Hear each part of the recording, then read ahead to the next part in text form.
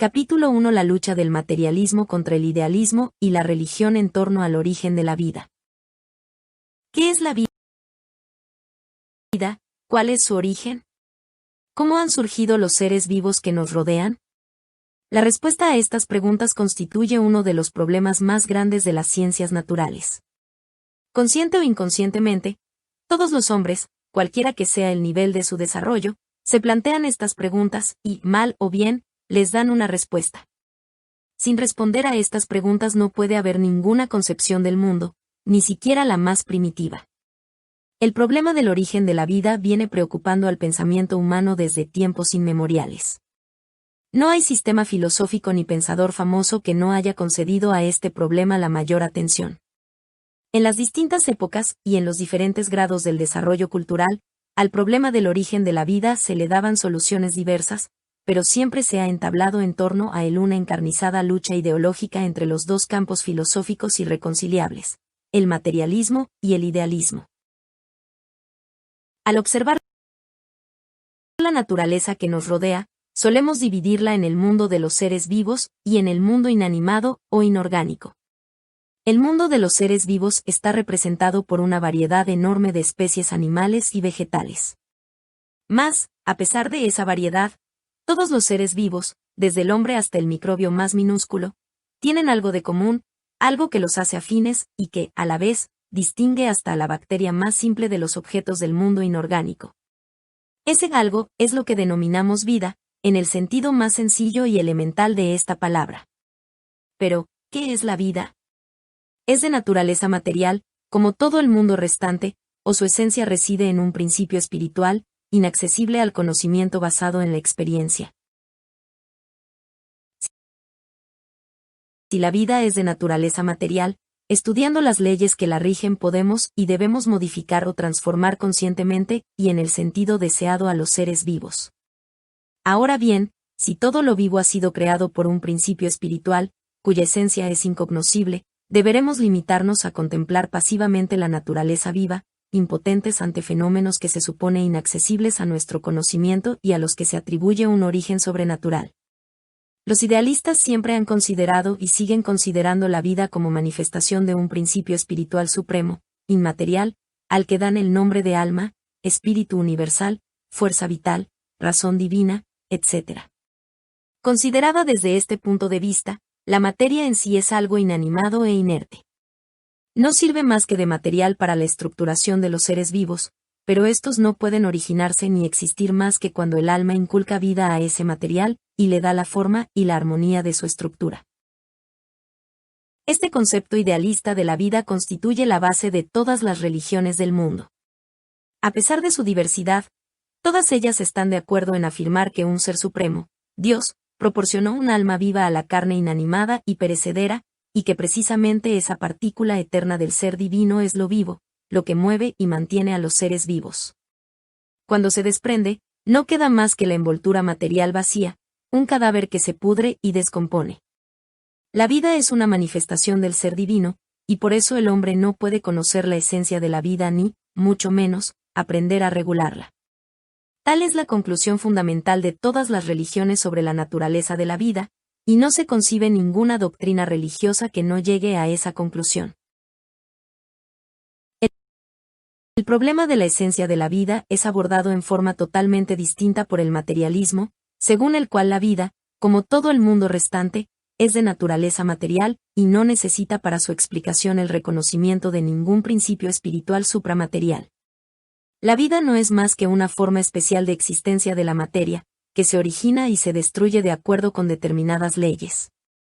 La práctica, la existencia objetiva, y la observación de la naturaleza viva constituyen el camino seguro que nos conduce al conocimiento de la vida. Toda la historia de la ciencia de la vida de la biología nos muestra lo fecundo que es el camino materialista en el estudio de la naturaleza viva sobre la base de la observación objetiva, de la experiencia y de la práctica social histórica. De qué modo tan completo nos descubre ese camino la esencia de la vida y cómo nos permite dominar la naturaleza viva, modificarla conscientemente en el sentido deseado y transformarla en beneficio de los hombres que construyen el comunismo. La historia de la biología nos ofrece una sucesión ininterrumpida de victorias de la ciencia, que demuestran la plena cognoscibilidad de la vida, y una sucesión ininterrumpida de derrotas del idealismo. Sin embargo, durante mucho tiempo ha existido un problema al que no se había podido dar una solución materialista, constituyendo, por esa razón, un buen refugio para las elucubraciones idealistas de todo género. Este problema era el del origen de la vida. A diario observamos que los seres vivos nacen de otros semejantes. El ser humano nace de otro ser humano, la ternera, de una vaca, el polluelo sale del huevo puesto por una gallina, los peces nacen de las huevas puestas por otros peces análogos, las plantas salen de semillas que han madurado en plantas semejantes. Pero no siempre ha debido ser así. Nuestro planeta, la Tierra, tiene un origen, tiene que haberse formado en cierto periodo. ¿Cómo aparecieron en ella los primeros antepasados de todos los animales y de todas las plantas? De acuerdo con las ideas religiosas, todos los seres vivos habrían sido creados originariamente por Dios. Este acto creador del ser divino habría hecho aparecer en la tierra, de golpe, y en forma acabada, los primeros antepasados de todos los animales y de todas las plantas que pueblan actualmente nuestro planeta. Un acto creador especial habría dado origen al primer hombre, del que descenderían todos los seres humanos de la tierra. Así, según la Biblia, el libro sagrado de los judíos y de los cristianos. Dios habría creado el mundo en 6 días, con la particularidad de que al tercer día formó las plantas, al quinto los peces y las aves, y al sexto las fieras y, por último, los seres humanos, primero al hombre y después a la mujer. El primer hombre, Adán, habría sido hecho por Dios de un material inanimado, de barro, después le habría dado un alma, convirtiéndolo así en un ser vivo. El estudio de la historia de la religión demuestra que estos cuentos inocentes acerca del origen repentino de los animales y de las plantas, que aparecen hechos y derechos, como seres organizados, descansan en la ignorancia y en una interpretación simplista de la observación superficial de la naturaleza que nos rodea. Esta fue la razón de que durante muchos siglos se creyese que la Tierra era plana y se mantenía inmóvil, que el Sol giraba en torno a ella, levantándose por el oriente y ocultándose tras el mar o las montañas, por el occidente. Esa misma observación superficial hacía creer muchas veces a los hombres que distintos seres vivos, como, por ejemplo, los insectos, los gusanos, e incluso los peces, las aves y los ratones, no solo podían nacer de otros animales semejantes, sino también surgir directamente, generarse de un modo espontáneo a partir del fango, del estiércol, de la tierra y de otros materiales inanimados. Siempre que el hombre tropezaba con la generación repentina y masiva de seres vivos, lo consideraba como una prueba de la generación espontánea de la vida. Y aún ahora, ciertas gentes incultas están convencidas de que los gusanos se engendran en el estiércol y en la carne podrida, y que diversos parásitos caseros surgen espontáneamente a partir de los desperdicios, las basuras y todo género de inmundicias.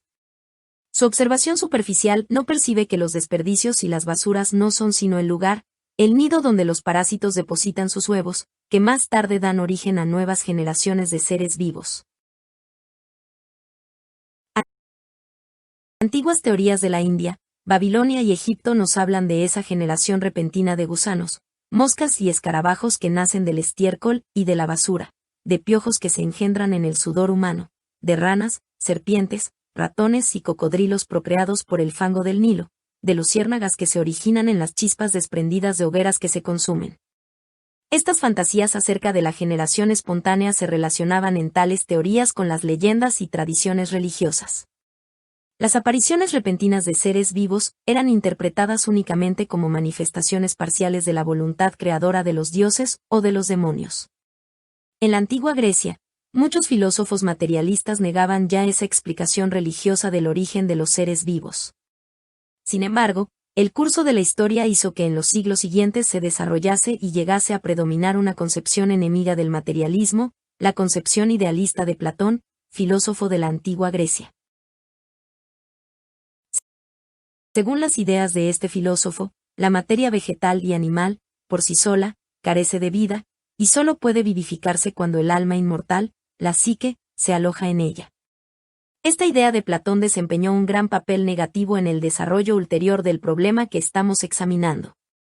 Hasta cierto punto, se reflejó también en la doctrina de otro filósofo de la antigua Grecia, Aristóteles, convertida más tarde en base de la cultura medieval y que dominó en el pensamiento de los pueblos durante casi 2000 años. En sus obras, Aristóteles no se limitó a describir numerosos casos de seres vivos que, según a él le parecía, surgían espontáneamente, sino que, además, dio a este fenómeno cierta base teórica. Este filósofo consideraba que los seres vivos, lo mismo que todos los demás objetos concretos, se formaban por la conjugación de cierto principio pasivo, la materia, con un principio activo, la forma. Esta última sería para los seres vivos la entelequia del cuerpo, el alma. Ella era la que daba forma al cuerpo y la que lo movía. Resulta, por consiguiente, que la materia carece de vida, pero es abarcada por esta, se forma armoniosamente y se organiza con ayuda de la fuerza anímica, que inculca vida a la materia y la mantiene viva. Las ideas aristotélicas ejercieron gran influencia sobre toda la historia ulterior del problema del origen de la vida. Todas las escuelas filosóficas posteriores, tanto las griegas como las romanas, compartieron plenamente esta idea de Aristóteles acerca de la generación repentina de los seres vivos. A la vez, con el transcurso del tiempo, la fundamentación teórica de la generación espontánea y repentina fue adquiriendo un carácter cada vez más idealista y hasta místico. Este último carácter lo adquirió, en particular, a comienzos de nuestra era, entre los neoplatónicos. Plotino, jefe de esta escuela filosófica, muy difundida en aquella época, enseñaba que los seres vivos habían surgido en el pasado, y surgían aún, cuando la materia se animaba por el espíritu vivificador. Parece ser que fue Plotino el primero en formular la idea de la fuerza vital, que pervive aún hoy día en las doctrinas reaccionarias de los vitalistas contemporáneos. Para explicar el origen de la vida, el cristianismo primitivo se basaba en la Biblia, la cual, a su vez, había copiado de las leyendas místicas de Egipto y Babilonia. Las autoridades de la teología de fines del siglo IV y principios del V, los llamados padres de la Iglesia, fundieron estas leyendas con las doctrinas de los neoplatónicos, elaborando sobre esta base su propia concepción mística del origen de la vida, íntegramente mantenida hasta nuestros días por todas las doctrinas cristianas. Basilio de Cesarea, obispo que vivió a mediados del siglo IV de nuestra era, en sus prédicas acerca de que el mundo había sido creado en 6 días, decía que, por voluntad divina, la tierra había engendrado de su propio seno las distintas hierbas, raíces y árboles, así como también las langostas, los insectos, las ranas y las serpientes, los ratones, las aves y las anguilas. Esta voluntad divina, dice Basilio, sigue manifestándose hoy día con fuerza indeclinable. El beato Agustín, contemporáneo de Basilio y una de las autoridades más influyentes de la Iglesia católica, trató de fundamentar en sus obras, desde el punto de vista de la concepción cristiana del mundo, la generación espontánea de los seres vivos. Agustín consideraba que la generación espontánea de los seres vivos era una manifestación del arbitrio divino, un acto mediante el cual el espíritu vivificador, las invisibles semillas espirituales, daban vida a la materia inanimada. Así fue como Agustín sentó la plena correspondencia de la teoría de la generación espontánea con los dogmas de la Iglesia cristiana. La Edad Media añadió muy poco a esta concepción anticientífica. En el medioevo, las ideas filosóficas, cualquiera que fuera su carácter, solo podían subsistir si iban envueltas en una capa teológica, si se cubrían con el manto de tal o cual doctrina de la Iglesia. Los problemas de las ciencias naturales quedaron relegados a segundo plano. Para juzgar de la naturaleza circundante, no se recurría a la observación ni a la experiencia, sino a la Biblia y a los textos teológicos. Tan solo noticias muy escasas sobre problemas de las matemáticas, de la astronomía y de la medicina llegaban a Europa procedentes del Oriente. Del mismo modo, y a través de traducciones a menudo muy desfiguradas, llegaron a los pueblos europeos las obras de Aristóteles. En un principio, su doctrina pareció peligrosa, pero luego, cuando la Iglesia comprendió que podía utilizarla con provecho para muchos de sus fines, elevó a Aristóteles a la categoría de precursor de Cristo en los problemas de las ciencias naturales. Y según la acertada expresión de Lenin, la escolástica y el clericalismo no tomaron de Aristóteles lo vivo, sino lo muerto. Uno, por lo que toca en particular al problema del origen de la vida, se había desarrollado ampliamente la teoría de la generación espontánea de los organismos, cuya esencia residía, a juicio de los teólogos cristianos, en la vivificación de la materia inanimada por el eterno Espíritu Divino. A título de ejemplo, podríamos citar a Tomás de Aquino, uno de los teólogos más famosos de la Edad Media, cuyas doctrinas siguen siendo hoy día para la Iglesia Católica la única filosofía verdadera. En sus obras, Tomás de Aquino enseña que los seres vivos surgen al ser animada la materia inerte. Así se originan, en particular, al pudrirse el fango marino y la tierra abonada con estiércol, las ranas, las serpientes y los peces. Hasta los gusanos que en el infierno torturan a los pecadores, surgen allí según Tomás de Aquino, a consecuencia de la putrefacción de los pecados. Tomás de Aquino fue siempre un defensor y un propagandista de la demonología militante. Para él, el diablo existe en la realidad y es el jefe de todo un tropel de demonios. Por eso aseguraba que la aparición de parásitos dañinos para el hombre no solo puede producirse obedeciendo a la voluntad divina, sino también por las artimañas del diablo y de las fuerzas del mal a él sometidas.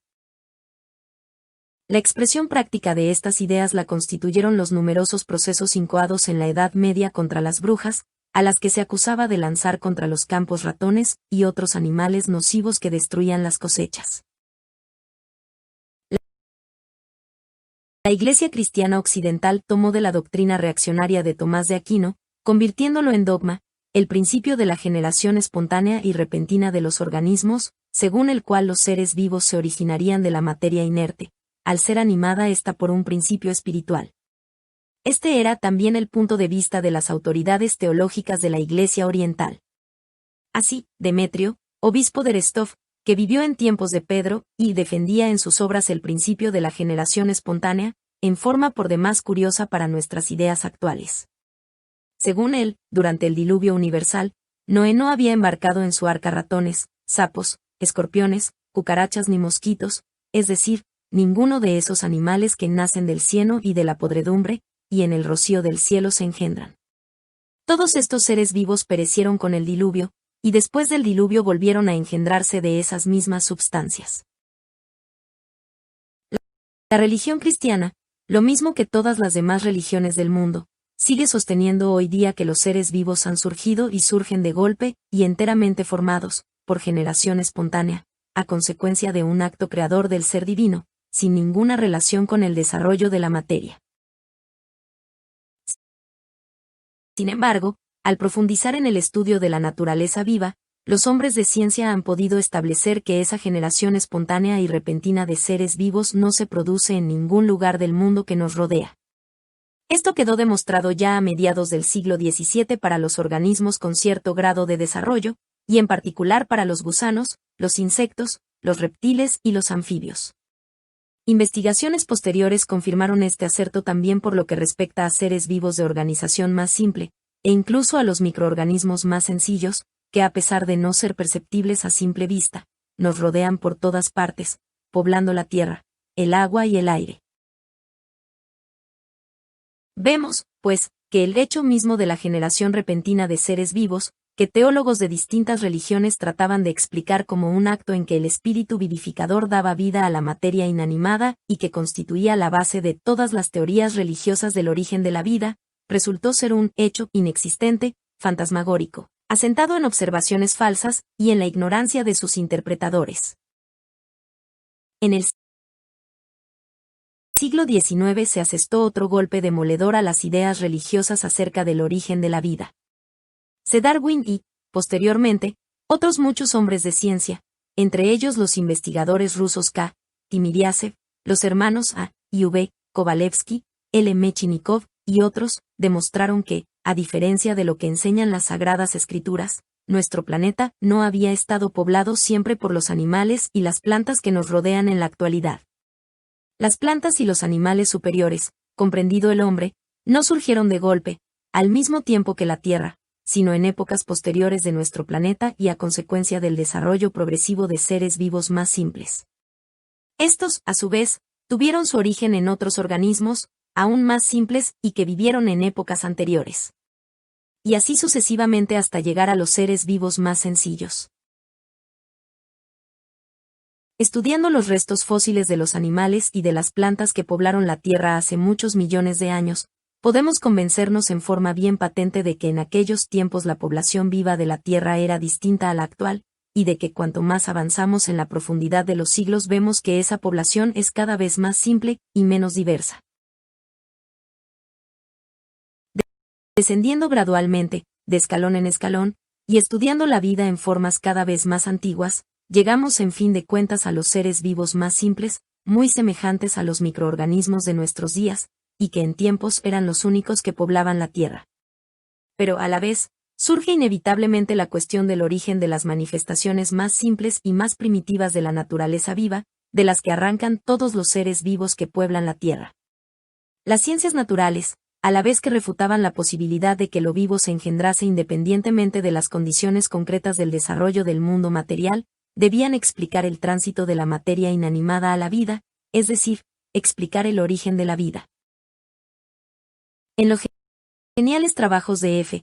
Engels, Anti-Düring, y Dialéctica de la Naturaleza, en sus notables generalizaciones de los adelantos de las ciencias naturales, se ofrece el único planteamiento acertado y científico del problema del origen de la vida. Engels señaló también el camino que habían de seguir en lo sucesivo las investigaciones en este terreno, camino por el que avanza con todo éxito la biología soviética. Engels rechazó por anticientífica la opinión de que lo vivo puede originarse independientemente de las condiciones en que se desarrolla la naturaleza y patentizó la unidad existente entre la naturaleza viva y la naturaleza inanimada. Basándose en pruebas científicas, Engels consideraba la vida como un producto del desarrollo, como una transformación cualitativa de la materia, preparada en el periodo que precedió a la aparición de la vida por una serie de cambios graduales operados en la naturaleza y condicionados por el desarrollo histórico. El gran mérito de la teoría darwinista consistió en haber dado una explicación científica, una explicación materialista a la aparición de los animales y plantas superiores mediante el desarrollo progresivo del mundo vivo, y en haber recurrido al método histórico para resolver los problemas biológicos.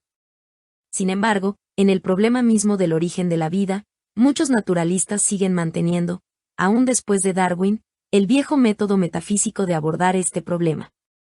El mendelismo morganismo, muy extendido en los medios científicos de América y de Europa occidental, sostiene el principio de que los portadores de la herencia, lo mismo que de todas las demás propiedades de la vida, son los genes, partículas de una sustancia especial concentrada en los cromosomas del núcleo celular. Estas partículas habrían surgido repentinamente en la Tierra, en alguna época, conservando prácticamente invariable su estructura determinante de la vida, a lo largo de todo el desarrollo de esta. Vemos, por consiguiente, que desde el punto de vista de los mendelistas morganistas, el problema del origen de la vida se reduce a saber cómo pudo surgir repentinamente esa partícula de substancia especial, dotada de todas las propiedades de la vida. La mayoría de los autores extranjeros que abordan esta cuestión, por ejemplo, de Viles en Francia y Alexander en Norteamérica, lo hacen en forma por demás simplista.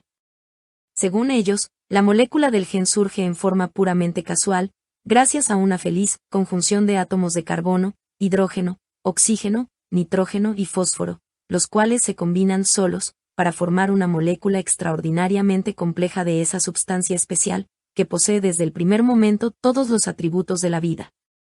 Ahora bien, esa circunstancia feliz, es tan excepcional e inusitada que únicamente podría haberse dado una vez en toda la existencia de la Tierra. A partir de ese momento solo se produce una constante multiplicación del gen, de esa sustancia especial que ha surgido una sola vez, y que es eterna e inmutable. Está claro que esa explicación no explica en esencia absolutamente nada. Lo que distingue a todos los seres vivos sin excepción es que su organización interna se halla extraordinariamente adaptada, podríamos decir que perfectamente adaptada al cumplimiento de determinadas funciones vitales, la alimentación, la respiración, el crecimiento y la multiplicación en las condiciones de existencia dadas. ¿Cómo ha podido surgir, mediante un acto puramente casual, esa adaptación interna, tan característica para todas las formas de vida, incluso para las más elementales? Los que mantienen ese punto de vista niegan en forma anticientífica la regularidad del proceso que da origen a la vida, consideran que este acontecimiento, el más importante de la vida de nuestro planeta, es puramente casual, y en consecuencia, no pueden darnos ninguna respuesta a la pregunta planteada, cayendo inevitablemente en las concepciones más idealistas y místicas, que afirman la existencia de una voluntad creadora primitiva de origen divino y de un plan determinado de creación de la vida. Así, en el libro de Schrödinger, ¿qué es la vida desde el punto de vista físico?, publicado no hace mucho, en el libro del biólogo norteamericano Alexander La Vida, su naturaleza y su origen, y en otras varias obras de autores extranjeros, se afirma claramente que la vida solo pudo surgir a consecuencia de la voluntad creadora de Dios. El mendelismo morganismo se esfuerza por desarmar en el terreno ideológico a los biólogos que luchan contra el idealismo, tratando de demostrar que el problema del origen de la vida, el más importante de los problemas ideológicos, no puede ser resuelto si se mantiene una posición materialista. Sin embargo, esa afirmación es totalmente falsa, y se puede refutar fácilmente si abordamos el problema que nos ocupa manteniendo el punto de vista de la única filosofía acertada y científica, el materialismo dialéctico. Según el materialismo dialéctico, la vida es de naturaleza material. Sin embargo, la vida no es una propiedad inherente a toda la materia en general. Al contrario, la vida solo es inherente a los seres vivos, careciendo de ella los objetos y materiales del mundo inorgánico. La vida es una forma especial del movimiento de la materia. Pero esta forma no ha existido eternamente ni está separada de la materia inorgánica por un abismo infranqueable, sino que, por el contrario, surgió de esa misma materia, en el proceso del desarrollo del mundo, como una nueva cualidad. El materialismo dialéctico nos enseña que la materia nunca permanece en reposo, sino que se mueve constantemente, se desarrolla, y en su desarrollo se eleva a peldaños cada vez más altos, adquiriendo formas de movimiento cada vez más complejas y más perfectas. Al elevarse de un peldaño inferior a otro superior, la materia adquiere nuevas cualidades, que antes no tenía. La vida es, pues, una nueva cualidad, que surge como una etapa determinada, como determinado peldaño del desarrollo histórico de la materia. Por lo expuesto se ve claramente que el camino fundamental que nos conduce con seguridad a la solución del problema del origen de la vida es el estudio del desarrollo histórico de la materia, de ese desarrollo que condujo a la aparición de una nueva cualidad, a la aparición de la vida. Ahora bien, la vida no surgió de golpe, como trataban de demostrar los partidarios de la generación espontánea y repentina.